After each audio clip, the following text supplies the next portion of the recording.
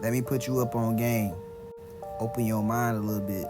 Did you know before Christianity and the Christians, it was Gnosticism in the Gnostic Christians? Now, we already know about Christianity, but most of y'all know nothing about the Gnostic Christians, about how they were really copper-colored people, and that everybody in the Bible that you know is copper-colored as well.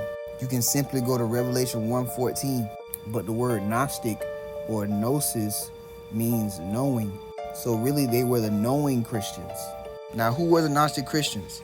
They were a group of Christians who emphasized the importance of spiritual knowledge, gnosis, and the mystical experience in their faith. They believed that the salvation comes through gaining a deep understanding of the divine and one's true nature rather than going through faith or religious rituals. Now, these copper-colored people, or the Gnostic Christians, believed that it was important to get spiritual knowledge or gnosis for salvation rather than blindly believing in a religion and getting salvation through a person. The Gnostics emphasized the importance of personal spiritual experience and inner transformation, and often practiced spiritual disciplines such as meditation. Here are some key features about Gnostic Christianity. It emphasizes spiritual knowledge, focus on mystical experience and inner transformation, rejection of dogma and religious authority, emphasis on personal spiritual practice and discipline, belief in the divine nature of humanity, and many more.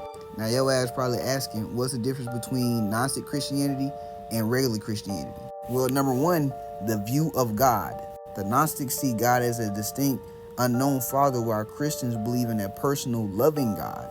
But even that is a lie, because in the King James Version, it says that he is a jealous God, and jealousy is a low vibrational state. So the God in Christianity really isn't the true God. The Gnostics view Jesus as a divine being, not necessarily the Son of God, while the Christians see Jesus as the Son of God and the Savior. It makes sense that Jesus was a divine being and not really the Son of God, because we are all gods. And Jesus' teachings was literally teaching other people to be like him, not to follow him. Salvation. The Gnostics believe salvation comes through gnosis, spiritual knowledge, while Christians emphasize the faith in Jesus Christ. As we all know, one of the big differences between Christianity and Gnostic Christianity is the scriptures. The Gnostics use texts like the Gospel of Thomas, while the Christians use the canonical Bible. Now, the Holy Bible that we all know isn't the full story. The Christians that we all know have taken out hella books so we don't know the divine truth. Pause and read. Pause and read. Another key difference between the two is the material world. The Gnostics see the material world as a flawed and illusionary world, while the Christians believe it was created by God. If you know metaphysics, you know that we are not the body. You should know that we did not start in the physical realm, that we were light beings and that we fell into frequency into the physical body. Another key difference is the church authority.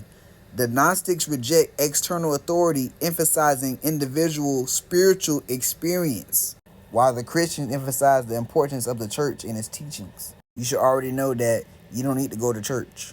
The body is the temple. And there are many more key differences like sacraments, mortality, the Trinity, and eschatology. Now, why is this important? This is important because we have been programmed and indoctrinated into a religion that has made us believe that our only salvation is through a fictional person.